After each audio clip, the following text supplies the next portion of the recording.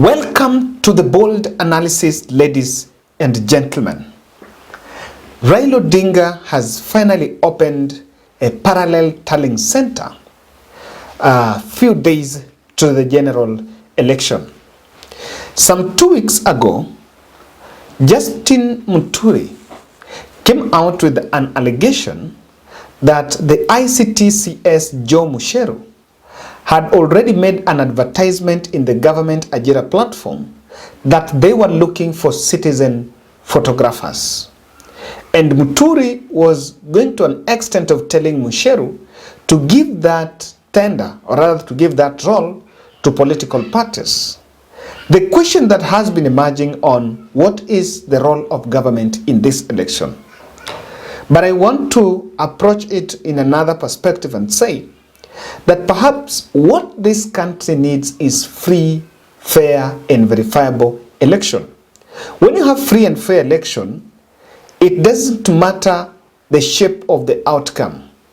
It doesn't matter the kind of outcome that is coming out, but if people, or rather if political parties feel contented with it, that is the key to the stability, political stability of the country. And in these elections, there is going to be a different approach to it, because unlike in the last general election, this time round, the media is being allowed to do their own parallel tallying, and there is a joint parallel tallying that is going on. But I understand from some sources that citizens might then choose to conduct their own tallying. Political parties, Azimio la Umoja, Kenya Kwanza, are also going to conduct their own tallying.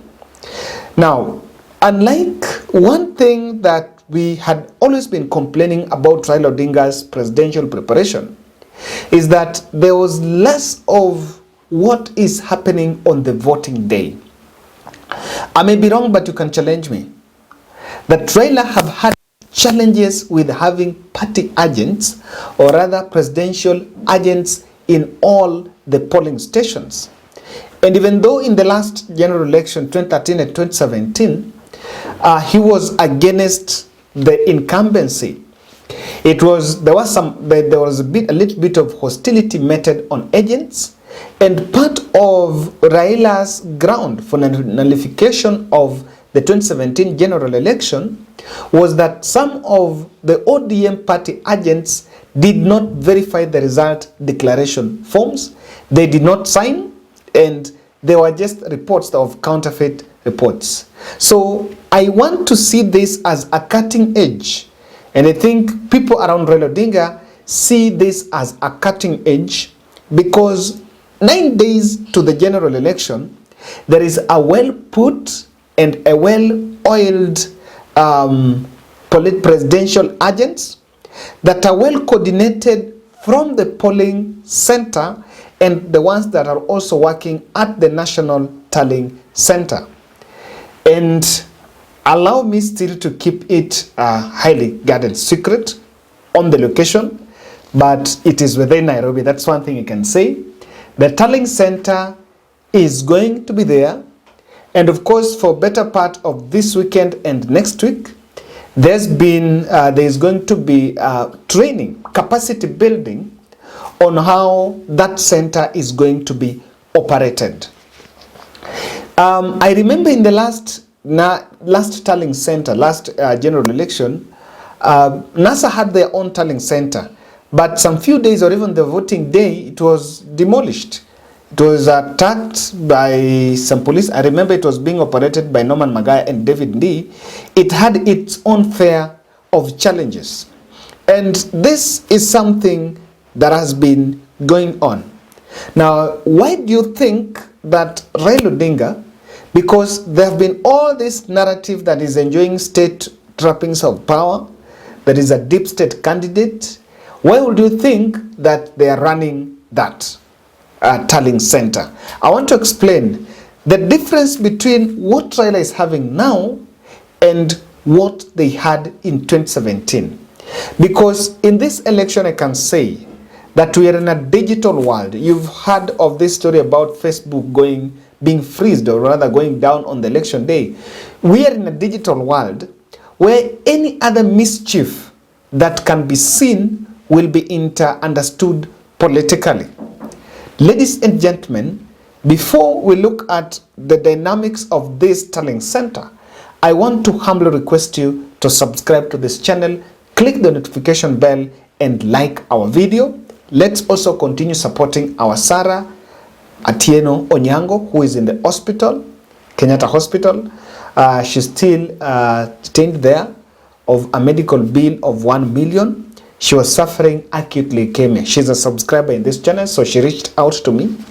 And after deliberations with some few members who are subscribers in this channel, we agreed that we can do a 50 bob challenge. At least each one of us can just donate 50 shillings. If 20,000 can do that within the next 3 weeks we've given ourselves, then we'll be in a position to have a 1 million check written for Sarah Atieno so that she can also get an opportunity to be out. That I am, for the team board, I am collecting it myself through my number 0710 62 78 89 as it's in the screen. I also encourage us to reach out to Sarah personally. You can get a personal maybe conversation with her, 07 16 357 360. And I believe that God is not using me, but God is using us to impact on someone's life. The tallying center, in my observation, will help the coalition and will help Raila Odinga presidential team to conduct a mock exit poll. Someone is asking, what do you think?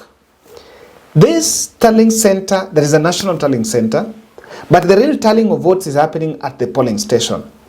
The political party agents, even though they oversee the elections, but they are more the custodians of presidential candidate at the polling station. And I want to repeat, I have been making a lot of noise in this channel that if there is something that the key political, the presidential candidates needed to give, and by the way, this is not even just for the presidential candidates, even an MP and MC and all that. As you work on the budget for campaigns, put up a very oiled budget for the polling station management. If you can't manage the polling station, election can be bungled there.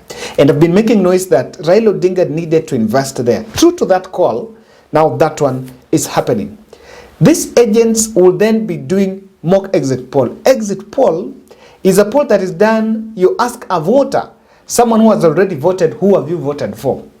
Now, even though for someone who has already voted, most likely it's normally very accurate because it has nothing to really tell you, I voted for Raila or I voted for person X or for Ruto. Now, or for Jakoya and Mwaure, I don't want to be so much inclined to maybe focus on the two. So, why do you think this will be important? This will be needed to manage the emerging situation. Are you writing an acceptance speech, or are you planning illegitimacy plans, or what will you do next? Some of situation management is running with the narrative like person X is ahead or person X is, because one thing I see, this is very important. Immediately the polling station is closed at 6 p.m. in the evening. Most importantly, I think from 8, the results shall start streaming in the National Tallying Center. That is the Bomas of Kenya here in Nairobi. And to some extent, you never know the mischief. Remember, the poll transmission, there was a mock transmission, a pilot of the mock transmission of the results transmission at IBC, and after it was, I think they managed around, they were only doing it with some less than 10,000 polling stations, and it was 40% effective, or rather it was only 40% could be done. That means there is a whooping 60% that is still in doubt. And remember, at the general election you have a bulk of data. The data is bulky, so someone do not really trust what is happening in the commission. How about if it reaches around 10 p.m. and the result transmission at the IBC is corrupted, they have to stop it because they don't want to project wrong results. So Kenya becomes, maybe people become at the dark. If you don't have your parallel tallying center, then how will you mock? How will you manage the situation? That is a very key issue, because in the wake of these scandals that have bedeviled the commission, there have been the Venezuela scandal, the ballot printing, really poor communication, and this poor communication has created a perception that the key elements within the commission that seems to be aligned or having political inclinations. That is not something you can actually wish away, because these are human beings, and it is practical for a human being to have a particular choice. If you are to take the commissioners to go and vote in a ballot, they are going to vote for different candidates. Obviously, that is something you can see. So I see Raila Odinga and the team are trying to put up this for man marking of the commission. There is man marking, so that if they come up with the results for polling station X and whatever is being projected there, the Azimio team already have a very elaborate social media team. I think the Azimio TV that runs Facebook and Twitter and Facebook and YouTube, they can also project what they're having as the commission projects the results. So that will help in marking in case of any gap, because ladies and gentlemen, this is something you have to see. If in any case someone can manipulate even 10 votes per polling station, that's 460,000 votes. And remember, even if someone can manipulate in favor of a candidate by 100,000, that can even have an impact on the 50+1 cumulatively at the end of the voting, at the end of the counting. So that is something that deliberately, if you look at it, you can see. Now, creating a center of power or a center of focus parallel to that of media, Ruto, and IBC is very key for the balancing value. What I mean here is this. The Kenya Kwanza team are already having their parallel tallying center. That parallel tallying center can be used as a hub of propaganda. That is something you can see. And this is either side. So if there is a propaganda on the tallying center from the Kenya Kwanza team, and maybe they tallied their strongholds, and then they're putting Raila ahead, because for you to put your candidate ahead, you must tally their strongholds. So maybe on the Kenya Kwanza side, they have tallied and they have put their strongholds, and so maybe William Ruto is ahead.